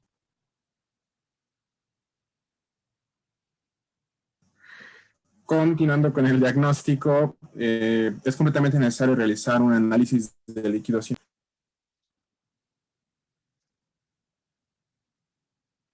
Ya se perdí, no te oigo. ¿Me escuchan? De momento te perdiste, pero no sé si fue que guardaste silencio o te perdiste. ¿Ahí ya me escuchan? Sí, yo sí te escucho. Sí, ya se escucha. Ok, perfecto. Entonces, continuando con el diagnóstico, lo más importante es poder obtener un análisis de líquido sinovial. Me pareció importante poder hacer los parámetros o poner los parámetros para más o menos conocer si existe signo de infección o no directamente en el líquido sinovial. En estos parámetros se va a medir tanto el aspecto del líquido sinovial, entre su coloración, qué tan transparente es, la cantidad de leucocitos presentes y bueno, esta es como la manera más certera de poder diagnosticar la enfermedad. También tenemos algunos otros estudios de imagenología como lo son la radiografía, el ultrasonido y la resonancia magnética. De esta manera pues podemos identificar cuál es el daño y qué tan dañado está nuestra articulación, pues ahora sí dependiendo en dónde se localice la infección. Siguiente, por favor. Entonces, el tratamiento pues va a ser determinado específicamente de lo que encontremos en el líquido sinovial, el tipo de agente patógeno que esté afectando nuestra articulación. Entonces, ahora sí pues va a depender el agente patógeno, el antibiótico que pues vamos a ocupar. Y pues es necesario el drenaje y lavado quirúrgico de la articulación. Y pues normalmente en infecciones no complicadas, con antibiótico intravenoso, pues se va a ir sustituyendo paulatinamente por terapia oral con un periodo total de tratamiento de 4 a 6 semanas. Y pues en artritis séptica crónica, pues se debe sospechar de brucela, nocardia, micobacterias y hongos. Y además en la artritis poliarticular se piensa en B. burgdorferi y fiebre reumática o virus. Siguiente, por favor. El tratamiento igual va a depender, el tratamiento farmacológico va a depender de la edad y de el tipo de agente patógeno. Entonces aquí puse una tabla con según la edad y los agentes patógenos más frecuentes y pues el tipo de medicamento que se ocupa para poder tratar la infección.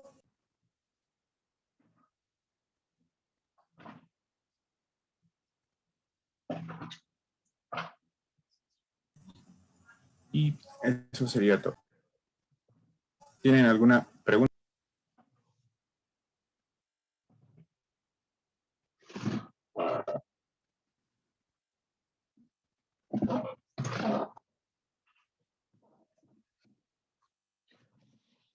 ¿Alguna duda?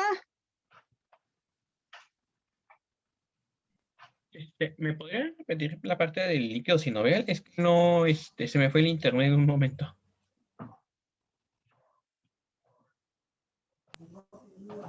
Sí, claro.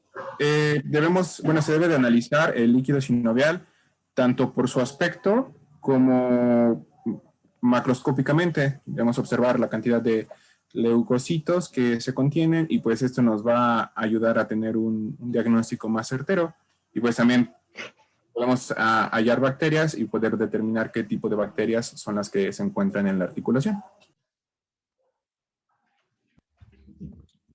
Gracias. Listo. Miren, ¿ustedes creen que una artritis séptica es una urgencia quirúrgica? Sí. Sí. ¿O no?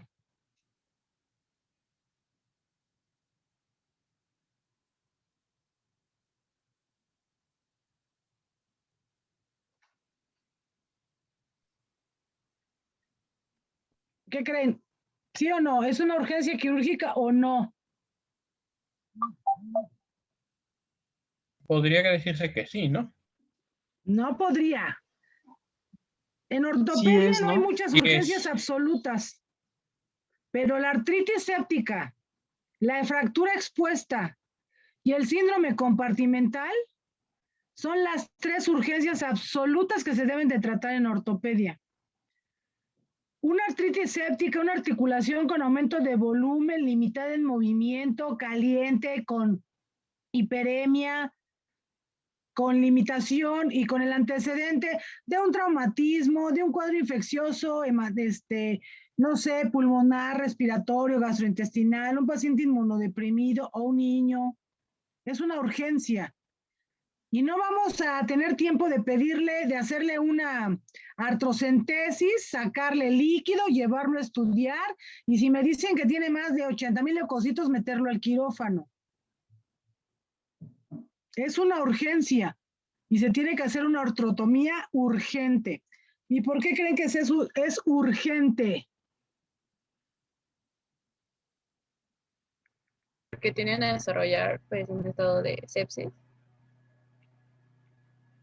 Ponle que no te genere sepsis y no te mate al paciente, porque al final es un problema séptico de una articulación, y acuérdense que la articulación, pues digamos que es un compartimento, ¿sí? Y por ser un compartimento cerrado, puede sí contaminarse por vía hematógena, pero no hacer una diseminación sistémica. ¿Pero por qué es una urgencia? ¿Será por las secuelas que deja? ¿Cuáles son las secuelas?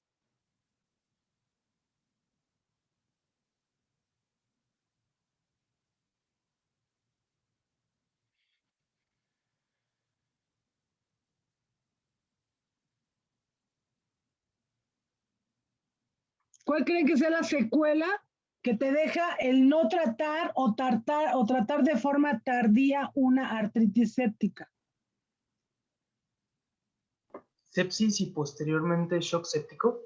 No, porque ya les estoy diciendo que es una articulación, la pus, el proceso infeccioso está limitado a la articulación, es una articulación sinovial, entonces no hay una diseminación sistémica. No se te va a morir de sepsis. ¿Pero qué le va a pasar a la articulación? ¿Se va a atrofiar? El cartílago articular de esa articulación se va a necrosar, se va a dañar. El cartílago articular no te resiste más de 4 horas envuelto en pus. Y entonces se debilita, se reblandece y se pierde. Y entonces tú, cuando tratas una artritis séptica de forma tardía o incompleto, o nomás lo aspiraste, no la lavaste, no estuviste al pendiente, estás sentenciando a esa articulación a hacer una artrosis temprana. Y si es un niño, imagínate cómo le va a ir en la vida adulta. Entonces, es una urgencia quirúrgica. Toda artritis séptica, si es una sinovitis, si es un proceso infeccioso franco, todo problema articular que te genere fiebre, aumento de volumen, hiperemia de la zona, hipertermia de la zona, limitación funcional, lo tienes que meter al quirófano. Le sacas la muestra de líquido antes de abrirla, sacas una muestra y eso es lo que vas a llevar a cultivar. Que te digan qué ven, cuántas células se encuentran, cuántos leucocitos se encuentran, y que te hagan un cultivo y que te digan después qué bacterias encontraste para que tú des tu tratamiento antibiótico ya encaminado al tratamiento de esa infección en específico. Pero mientras, tienes que lavar esa articulación 1, 2, 3 veces, las veces que sean necesarias hasta que esa articulación esté limpia y tengas la seguridad de que el cartílago articular no quede tan dañado, porque al final se va a terminar dañando. El paciente con artritis séptica, pues lo diagnosticas cuando tiene tanto dolor que lo llevas al hospital. Y generalmente eso no empezó hace ratito, eso empezó ayer, antier. Entonces lo tienes que hacer un desbridamiento, hay que hacer una artrotomía, quitar todo el tejido que se ha dañado, todo el tejido que quedó con natas, todo el tejido que se ha infectado, hay que cortarlo, quitarlo, y que esa articulación te quede limpia, la vas a dejar abierta incluso con drenajes, para tú vigilar cómo está ese drenaje, si ya va aclarándose, si va haciendo todavía pus. ¿Sale? Entonces es una urgencia. El que nosotros veamos el líquido sinovial importa mucho para determinar más bien el pronóstico. Y en pacientes, por ejemplo, en pacientes ancianos, inmunocomprometidos, diabéticos, cardiópatas, en donde tengas un alto riesgo de llevarlo al quirófano, puedes pedir la muestra de líquido sinovial, sacar la muestra, llevarla al laboratorio y que te den un conteo celular. Y con ese conteo ya determinas si mejor lo abres o no lo abres. Pero lo ideal en todo paciente que estés pensando en una artritis, hay que abrir esa articulación y lavarla. ¿Sí? Te evitas el ver que después lo vas a terminar haciendo o que ya es tardío el tratamiento. Porque la realidad es que ese problema no te va a matar al paciente, pero sí te lo va a dejar con una incapacidad funcional. ¿Sale? A ver, vuelvo a poner la imagen donde tienes el conteo de leucocitos. Fíjense, el líquido sinovial normal tiene leucocitos. ¿Ya vieron?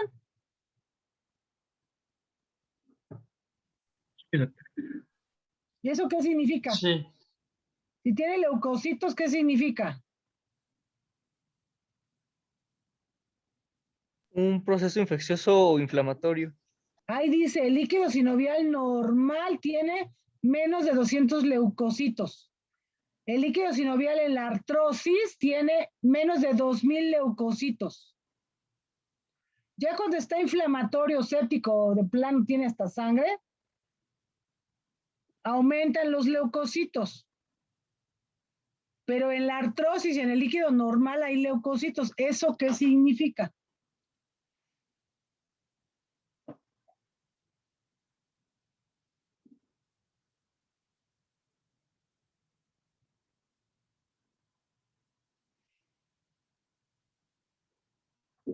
A ver. Ay, doctora, ya no la escucho. ¿Qué significa que tenga leucocitos el líquido sinovial normal y en la artrosis?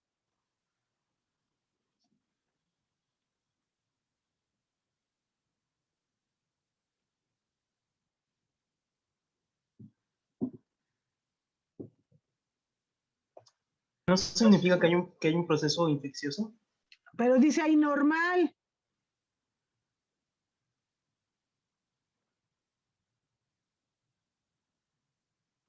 Y dice menos de 200 leucocitos.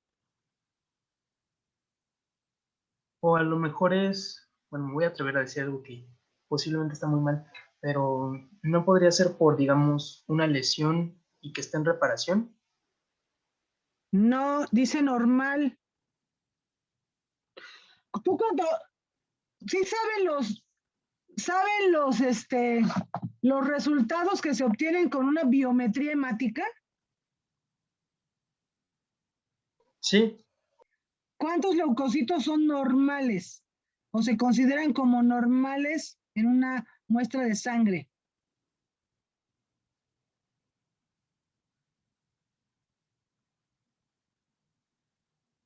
en alrededor de unos de 4,000, digamos, de 4,000. 4.500 a 10.000.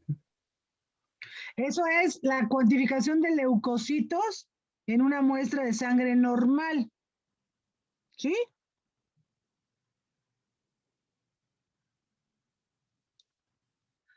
¿Qué significa que tenga leucocitos la sangre?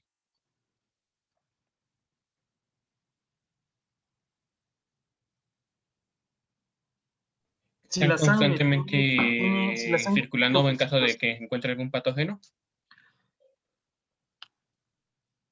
Los tienes ahí a la defensiva, ¿no? Los leucocitos. Pero ¿qué significa que haya leucocitos en una muestra? Pues que está funcionando el sistema inmune. Sí, está funcionando, pero ¿qué significa que las tengas ahí?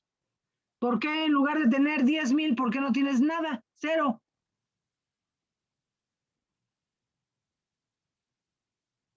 Bueno, a nivel hematológico pensaríamos en algún problema en la médula ósea. Es muy simple, porque no es la sangre que tiene leucocitos, aunque los consideres normales, pues no es estéril. ¿Sí? El líquido sinovial, por muy normal que sea, no es estéril. Tiene leucocitos. Si tiene leucocitos, a fuerzas por ahí tiene una que otra bacteria. ¿Sí?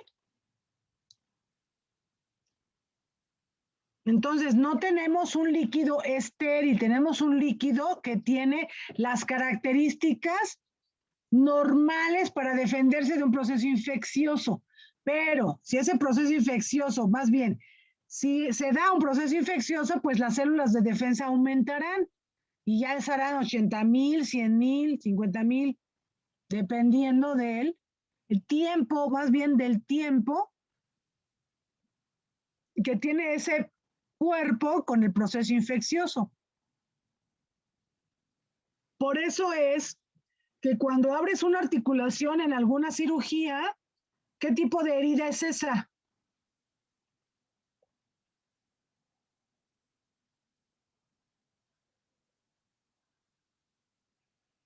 Dentro de las clasificaciones de la herida, una artrotomía, ¿qué tipo de herida genera?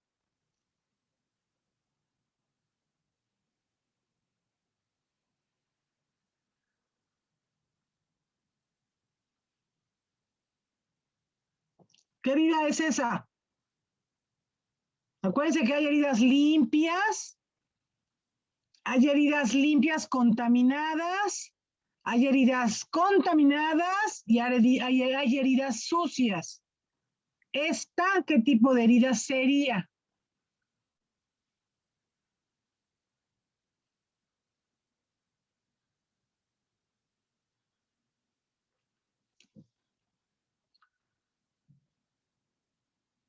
Chicos, ¿no se durmieron? ¿No sería una limpia contaminada y limpia? Exacto, es una herida limpia contaminada, porque estoy trabajando en un lugar limpio, porque puede ser un procedimiento que voy a hacer de urgencia, pero lo tomo a tiempo. Y lo que me encuentro va a ser un líquido amarillo, oscuro, turbio, pero todavía es translúcido y tiene menos de 80,000 leucocitos. Es un proceso inflamatorio sin llegar a que yo obtenga pus. Es una herida limpia contaminada. Pero si yo haciendo mi artrotomía me encuentro pus, densa, opaca, con más de 50,000 leucocitos, esa ya no es una herida limpia, contaminada. Esa ya va a ser una herida contaminada o incluso hasta una herida sucia. ¿Sí? Entonces, cuando nosotros estamos pensando en que el paciente puede tener un proceso infeccioso articular, la indicación absoluta va a ser ¿cuál?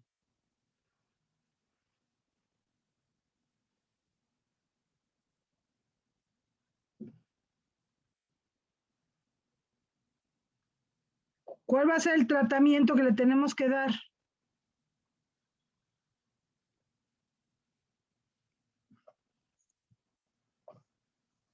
Ya se durmieron. Doctora, perdón. No. Yo de repente como que se me corta. ¿Qué tratamiento le vamos a dar para este proceso? Sí, a una artritis séptica, ¿qué le vamos a hacer? Se le da antibiótico. Sí, pero ¿qué le tienes que hacer? ¿Quedamos que es una urgencia? Es una ¿De qué urgencia tipo? Quirúrgica. Exacto, entonces le das antibiótico el que quieras, el que tengas, el que se te ocurra, porque al final el tratamiento va a ser empírico, el tratamiento inicial va a ser empírico. No le vas a tomar un cultivo y te lo van a entregar en 1 hora, te lo van a entregar en 3 días, en 7 días. Entonces, de entrada, lo primero que vas a hacer es, lo tienes que operar, le tienes que abrir la articulación y lavarla con mucha solución. Y le darás un antibiótico empírico, pero sabes por estadística cuáles son los microorganismos que te encuentras en una artritis séptica, ya lo dijeron, Staphylococcus aureus. Pues entonces le vas a dar un tratamiento para estafilococos, el que quieras.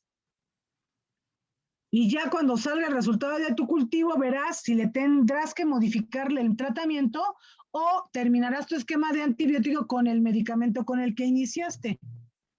Pero lo que quiero que quede claro es que las artritis sépticas son urgencias quirúrgicas. No son para ver cuando alguien lo venga a valorar o empieza el antibiótico y ahí vemos cómo le va, ¿no? Porque el cartílago articular es muy lábil a las bacterias se lo comen y se lo acaban. ¿Sí?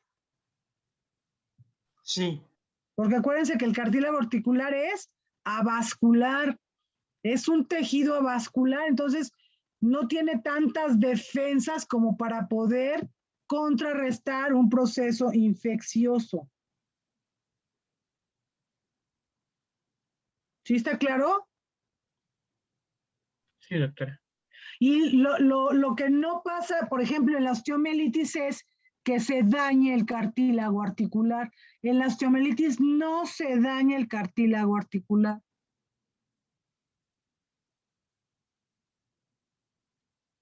¿Sí?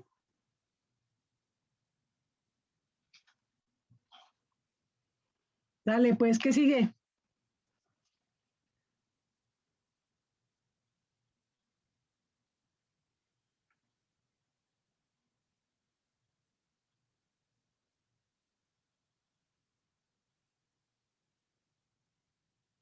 Del equipo 4 es todo. Ya es todo. A ver, equipo 4, ¿quién fue? Yo, Laisha, Suyeli, David y Maunri. Lausa, Suyeli. ¿Quién? David, Maunri, Suyeli y yo, Laisha. Laisha, Suyeli, Maunri y David. Ay, a ver, otro nombre. Oigan, es que con eso de que tienen 2 nombres, yo nomás me he aprendido uno. ¿Quién es?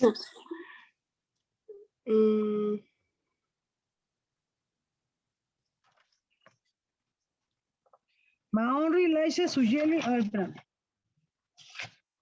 Ay, ¿dónde está mi primera lista?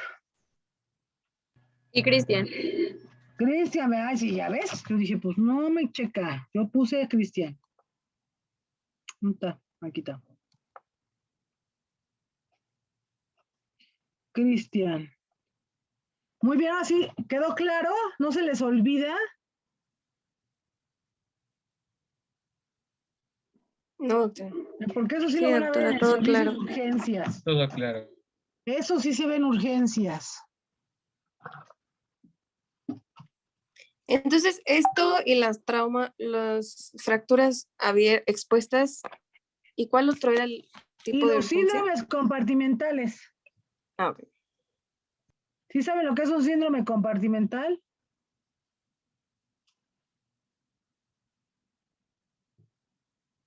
¿O no? No. Pues díganme, no sé, No. pues oigan. Tienen derecho a no saber, pero tienen obligación de preguntar. Los síndromes compartimentales son todos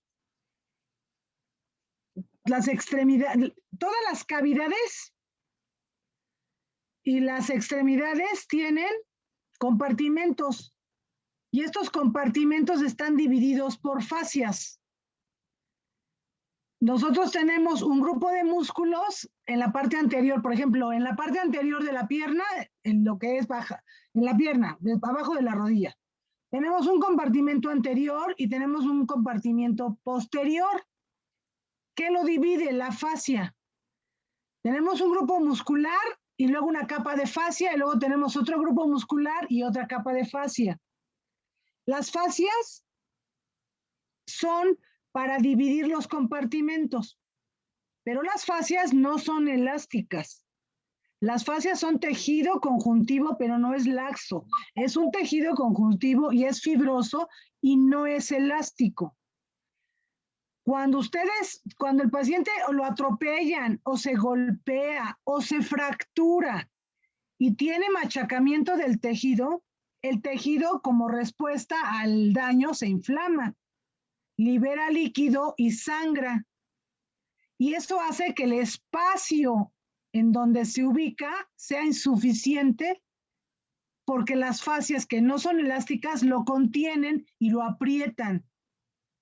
Entonces, un tejido como el músculo o los vasos sanguíneos como las venas, arterias y los nervios que están dentro de los compartimentos junto con los músculos, se ven apretados porque la fascia no da de sí y este músculo se está hinchando. Entonces, el músculo se necrosa, los vasos pierden su flujo sanguíneo y el nervio se daña por esa compresión. A eso se le llama síndrome compartimental.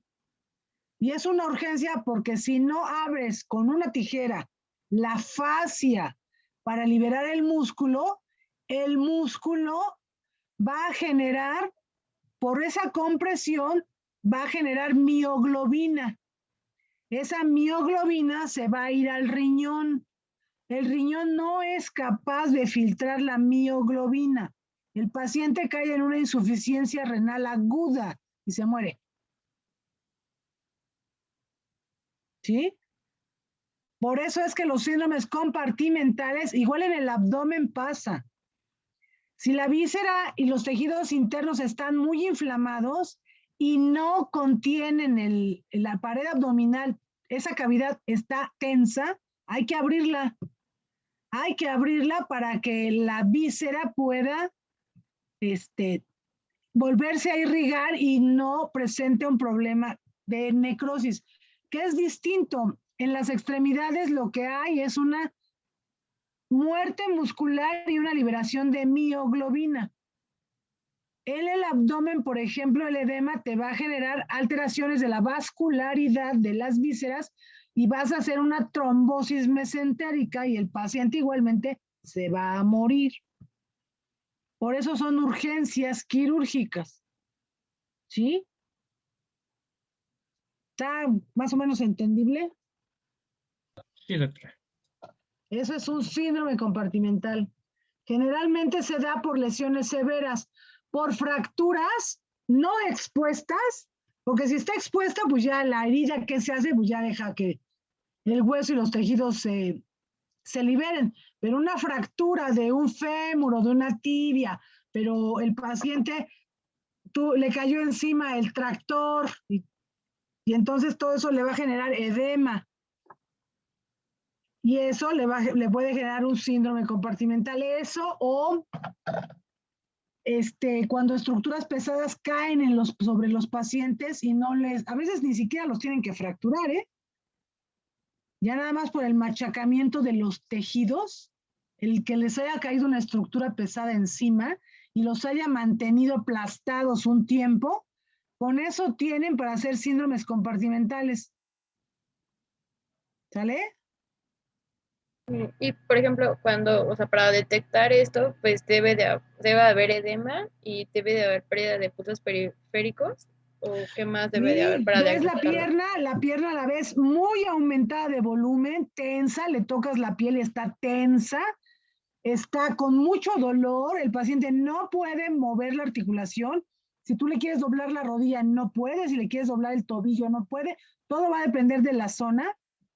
Y el antecedente es que me cayó una estructura encima, es que estuve aplastado abajo los escombros un tiempo.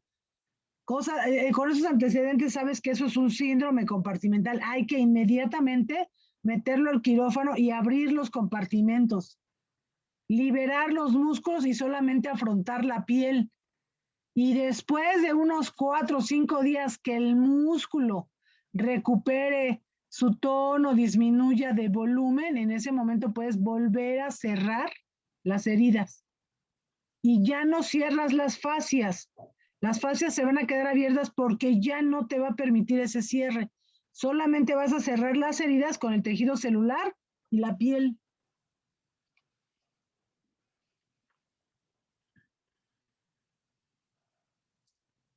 ¿Sale?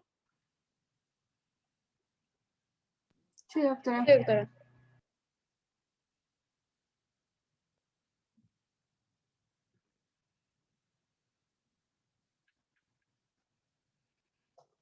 ¿Qué sigue, chicos? Doctora, ¿podemos exponer los del equipo 1 la próxima clase? Es que la verdad no estamos preparados. No, porque... Sí. Liber, ¿ibas a tú exponer algo hoy o es para después? Ya no me acuerdo.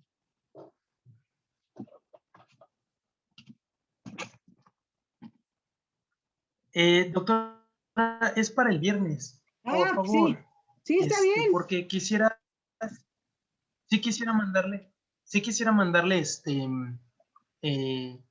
un poquito antes mis diapositivas para que me diga si está completo todo.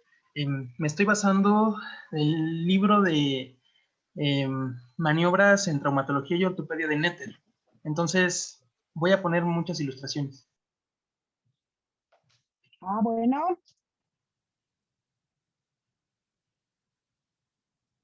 Entonces ahorita no, ya no tenemos más. No, doctora. Ya nos vamos a dormir temprano entonces.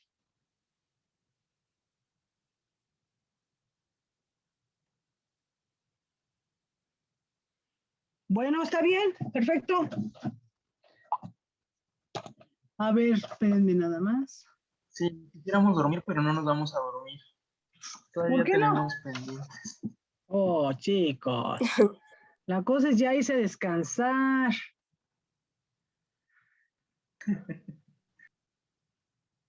Les voy a dejar una tarea, pero se las mando al correo. Bueno, al WhatsApp que tenemos. ¿Sí? Sí, doctora. Sí, doctora. Sí, pues. Listo, entonces.